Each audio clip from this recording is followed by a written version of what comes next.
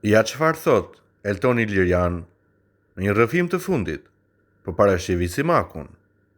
Unë di shumë gjëra për parashqivi Simakun, jo të gjitha thuen. Nuk thuen për arsye se ka persona publik në Shqipëri që janë përndjekur t'i shkatërrojnë karrierën dhe ka përndjekur atë dhe në jetën private me familjen e saj. Parashqivi Simaku ndërronte të ishte një yll në Hollywood dhe kishte të gjitha kriteret. Problemi që ka hasur ajo ka qenë është për arsye personale, që vjen nga një familje varfër me norma dhe rregulla. Është folur shumë për jetën e saj private, sikur bënte drog, sikur është alkoolizuar. Asnjë nga këto nuk është e vërtetë.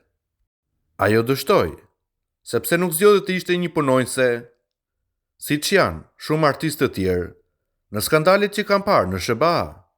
Parashqivi Simaku është një person shumë i pastër, shumë i dashur, që ka besim të madh te Zoti.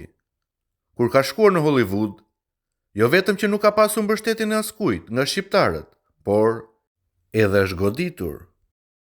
Ka personazhe të fuqishëm të përfshirë, të politikës atërshme, të sigurimit të shtetit që e kanë përndjekur padjeninë e saj, të botës së artit. Është diva e padiskutueshme shqiptare, e xhelozuar maksimalisht nga kolegët e saj. Asnjë koleg i saj, qoftë të bëni edhe një koncert në formë bamirësie, apo qoftë $100, ata heshtën. Është emblema e të gjithë problematikës së shoqërisë shqiptare. Është diva më e madhe, është maja e icebergut. Nëse parashqivi Simaku si histori do të hapet, shoqëria shqiptare do të tronditet.